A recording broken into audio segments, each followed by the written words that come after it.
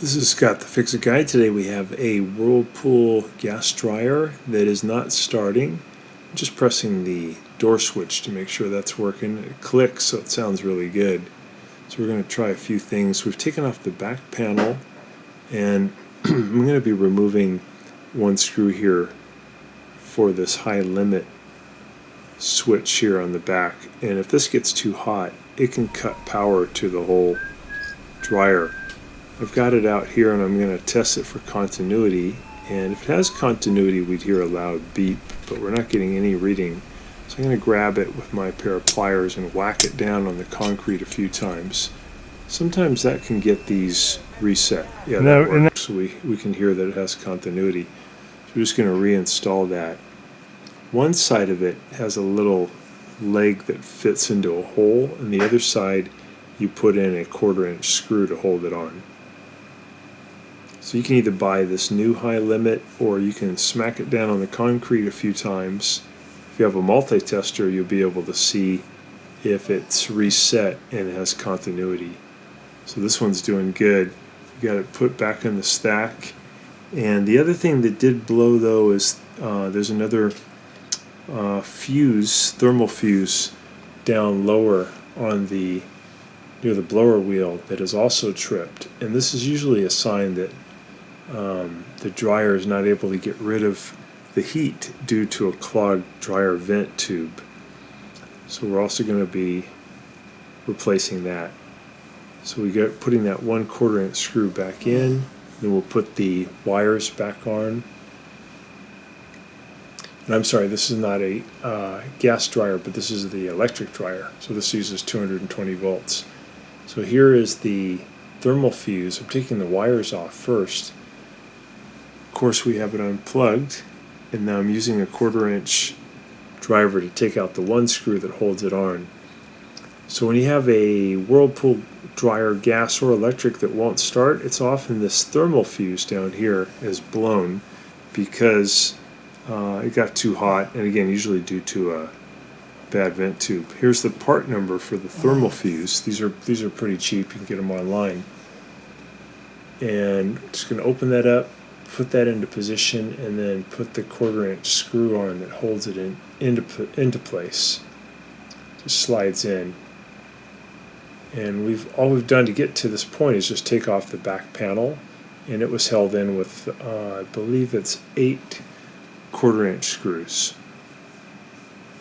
And that allows you to get to both of these type of thermal switches that when overheated they cut power. So we get that back on. We're going to put the spade connectors back on, and that's pretty much a done deal. We just have to put the back panel back into position. So we're going to put that on and then add all those screws, 1/4-inch screws that hold it on. And then we're going to use a tool to try to clean the vent tube. A lot of times homes have a vent tube that's pretty long, that may go 20-25 feet, and they tend to clog up really easily because the engineers make these dryers to work well with a vent tube that's no more than about 10 feet. So when you surpass that, it's okay, but you have to clean the vent tubes maybe every 6 months, or they get occluded, and then you get this problem of these things tripping. But there's a company called linteater.com that makes a really good vent cleaning tool that's really easy to use, connects to your drill.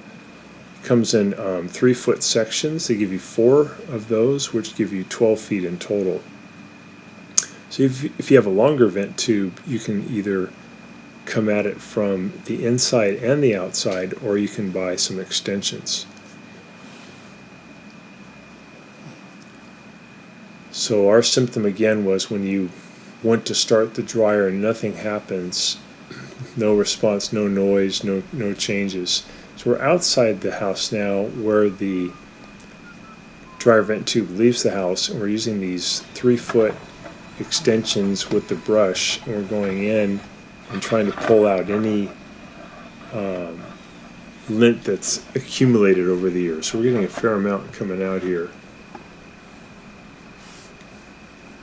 But the main problem with this arrangement was just the length of the vent tube. Going from the dryer to the outside was about 25 feet. If you have 10 feet or less, you probably never would have to use this tool.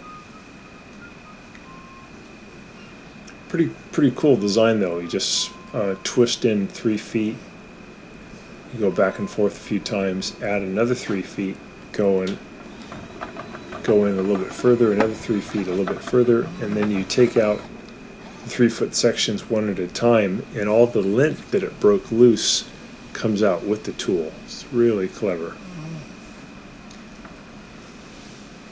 So we just replaced the one thermal fuse. We reset the one high up on the stack, and then we used the vent cleaning tool from the outside, and now we're doing it from the inside too, trying to get rid of all that lint. And if you have these longer runs like this, probably every 6 months would be great to avoid these high limits getting blown. The reason they blow, again, is just they get so much heat built up, and the heat can't go anywhere. So that it avoids a fire, the machine essentially turns itself off, cuts power. So we're plugging in the 220 volt power supply, and then we'll give it a test to make sure that it works correctly. Turn it on, and it fires right up. So that did the trick. I'm also going to go outside and take a feel for the volume of air that's coming out of the vent tube. It should feel pretty much like a hair dryer. Anything less than that means you probably need to clean a little bit more. So yeah, we got a good amount of airflow, and we know that that's done the trick, and we've solved that problem. So hope this works for you too, and you get your dryer going. Thanks so much for watching, and please subscribe when you get a chance.